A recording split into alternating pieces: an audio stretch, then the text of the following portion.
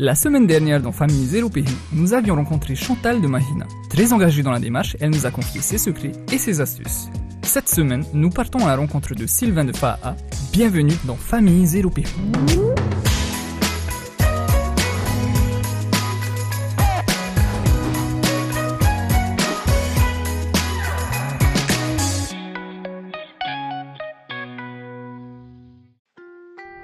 Sylvain vit en appartement. Il partage ses conseils, ses réussites et ses difficultés sur la page Facebook qu'il a créée. Papa et Loulou zéro déchet à suivre sans modération.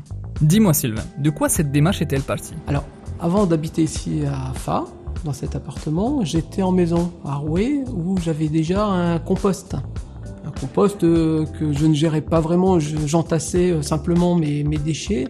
Et lorsque je suis venu ici, j'ai voulu reprendre un petit peu cette idée, donc j'ai fait un petit compost dans un vieux pot en plastique. Et puis, lorsque l'annonce du défi est apparue, je me suis dit que c'était peut-être l'occasion de participer, et là, cette fois-ci, d'aller à fond dans la démarche de compostage de mes déchets et de l'ensemble des déchets que je pouvais avoir, en particulier dans ma cuisine. Lorsque ce sont des produits frais, des légumes, des fruits, je sais déjà que je vais devoir les composter.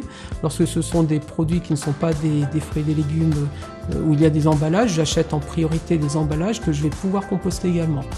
C'est-à-dire des emballages à base de carton, à base de papier. En t'écoutant, on a l'impression que tout ça est facile.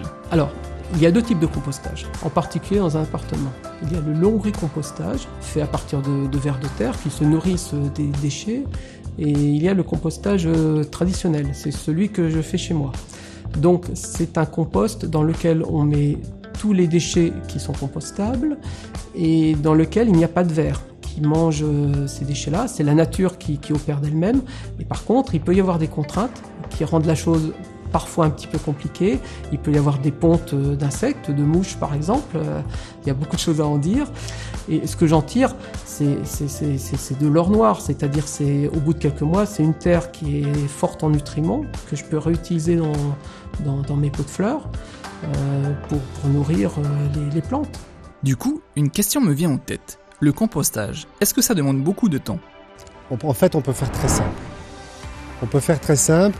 Et l'idée, c'est que la nature travaille à notre place, que les vers du lombricomposteur travaillent à notre place, que les bactéries, les microbes travaillent à notre place, que les plantes elles-mêmes qui creusent le sol travaillent à notre place. Voilà.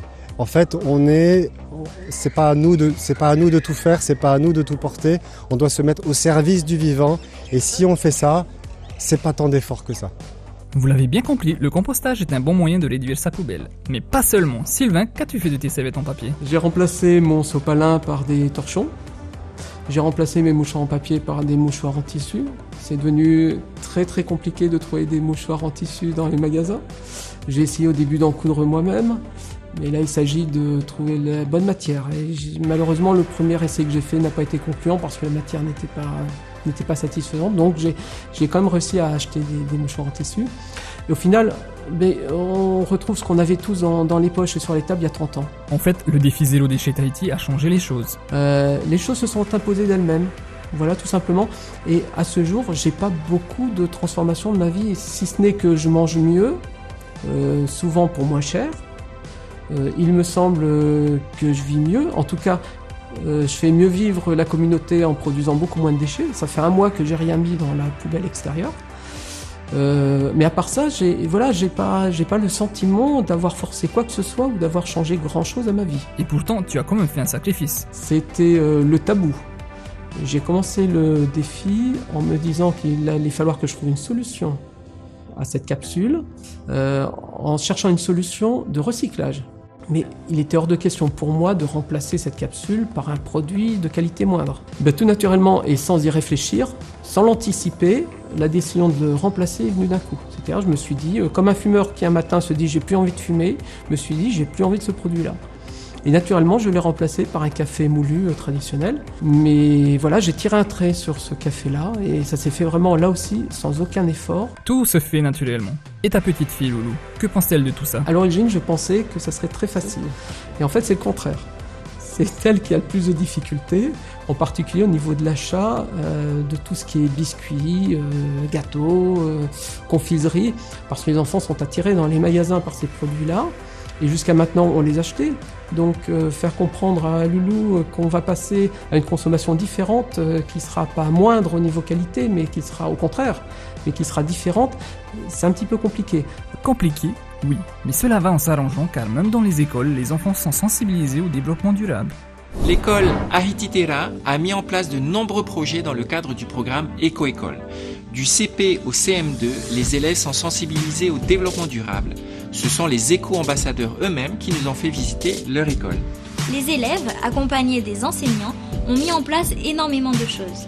Ils ont créé divers jeux éducatifs ludiques, comme par exemple des boîtes à quiz. Les élèves sont sensibilisés au tri des déchets, notamment avec la mise à disposition de poubelles vertes et grises disposées partout dans l'école. Ils ont même rédigé un règlement intérieur, un destiné aux élèves et un autre spécialement pour les enseignants. Ils ont également un beau jardin potager avec plein de fruits et légumes et même la cantine fait du compost. En fait, c'est bien aussi, c'est bien parce que comme ça va apprendre aussi. Nous apprendre d'abord, à nous adultes et aussi aux enfants. Et par rapport aussi à la vie qu'on mène en famille aussi, ça nous apprend en même temps. Revenons à notre pro du compost. Sylvain, Loulou m'a laissé entendre qu'elle était un vrai artiste du recyclage. Qu'en penses-tu? Elle récupère les rouleaux de papier toilette pour fabriquer des personnages en carton. Elle m'a fabriqué des ronds de serviettes pour mettre les serviettes, parce qu'on trouve plus de serviettes en magasin. C'est surprenant, mais c'est une réalité. C'est devenu compliqué de trouver des serviettes en tissu en magasin. Et ça pourra faire l'occasion de cadeaux pour la fête des pères, des mères, etc. En attendant notre prochain cadeau de la part de Loulou, voyons comment se passe la pesée des poubelles. On a deux types de poubelles, poubelle grise, poubelle verte. Poubelle verte, les produits recyclables. Malheureusement, sur la commune de Fa, il n'y a pas de poubelle verte, tout passe en poubelle grise. Mais pour le défi, je fais quand même deux types de pesées. Et je stocke toute la semaine mes déchets en vrac dans ma cuisine. En fin de semaine, en général le dimanche, avec Loulou, on ouvre la poubelle et on regarde. On trie à nouveau pour essayer de séparer ceux qui auraient été dans une poubelle verte et ceux qui vont dans la poubelle grise. On regarde si on n'a pas oublié des choses qu'on peut recomposter à nouveau. Et puis on fait les deux pesées avec un pèse-bagages tout simplement. Et actuellement, chaque semaine, je tourne environ 300-400 grammes de déchets au lieu de 4-5 kilos habituellement. Et pour un volume d'environ actuellement un demi-litre. C'est pas grand-chose, mais ce sont des choses que j'arrive difficilement à réduire maintenant parce qu'il y a de l'emballage pratiquement autour de tout. Et oui, les emballages sont partout, mon bon monsieur. À l'exemple des sacs plastiques à usage unique. Et comment faire pour s'en débarrasser? Alors parfois je ne prends tout simplement pas de plastique. Quand il s'agit de prendre deux mangues, je mets les deux mangues, je viens à la caisse avec, quand la pesée se fait à la caisse, comme ça se fait très souvent maintenant. J'ai un petit sachet en fibre, en tissu, qui est très très léger, dont le poids ne pèse pas sur le prix. Et j'ai également recyclé mes anciens sachets que j'ai conservés. Donc là, on peut dire, il n'y a pas de problème pour quelqu'un qui veut se lancer dans le défi et qui dit « je ne peux pas éviter de prendre des sacs plastiques ». C'est tout simplement, il suffit de garder ses sachets, les mettre au fond de son sac et de les réutiliser. C'est très très simple. Très simple, c'est vite dit. Tu es quand même obligé d'acheter les emballages des pâtes. Et oui, malheureusement. Donc j'achète les pâtes dans l'emballage plastique, je retire les pâtes, je les mets dans le bocal, je ferme le bocal et je jette l'emballage. En attendant d'avoir une solution qui me permettra directement, ça va arriver bientôt je crois, d'aller au magasin avec mon bocal, le remplir et venir directement. Là je vais zapper cette étape de l'emballage plastique. Et au passage, tu as redécouvert la consigne. Alors il faut savoir que c'est moins cher. Au litre, c'est moins cher qu'une boisson dans un plastique. Et cette consigne, on la ramène au magasin la fois d'après, ils nous remboursent et on reprend en échange, etc. Donc on y gagne tous, on y gagne au niveau environnement, il y a moins de déchets, on y gagne au niveau du prix. Voilà, donc je crois que c'est une solution à généraliser. Et oui, pourquoi ne pas revenir à la consigne? Certains s'en souviennent encore, lorsque plus jeunes, les bouteilles consignées nous permettaient d'avoir un peu d'argent de poche. Ah oui, c'était le bon vieux temps. Et tes collègues de travail, ils en pensent quoi de tes agissements pour la planète? Alors, ils ont un regard plutôt bienveillant, c'est-à-dire, j'ai appris que certains amis, certains collègues participaient déjà, plus ou moins, à cette démarche de réduction de déchets. Et à côté de ça, évidemment, j'ai des réactions qu'on peut avoir un petit peu partout. C'est oui, mais tu fais ça, à quoi ça sert si à côté tu fais pas telle chose? On peut pas embrasser tout ce projet d'un coup. Le défi zéro déchet, je crois que c'est l'arbre qui cache la forêt de beaucoup de problèmes. Et on peut pas tout faire d'un coup, mais c'est pas parce qu'on ne peut pas tout faire qu'il faut renoncer et dire au final je ne fais rien. Je suis complètement d'accord avec toi, Sylvain. Nous devons agir pour que notre vie moderne ne nous conduise pas à la catastrophe, si j'ai bien tout compris. La vie moderne, oui, mais par contre, modernité n'est pas forcément synonyme de progrès. C'est-à-dire, on a pris l'habitude d'une consommation qui est devenue complètement folle. Et il s'agit maintenant d'avoir un peu de bon sens, de se dire que la planète, on n'en a qu'une. Peut-être que ce qu'on fait, c'est une goutte d'eau, mais cette goutte d'eau, c'est une étape qui va nous permettre d'aller plus loin un jour.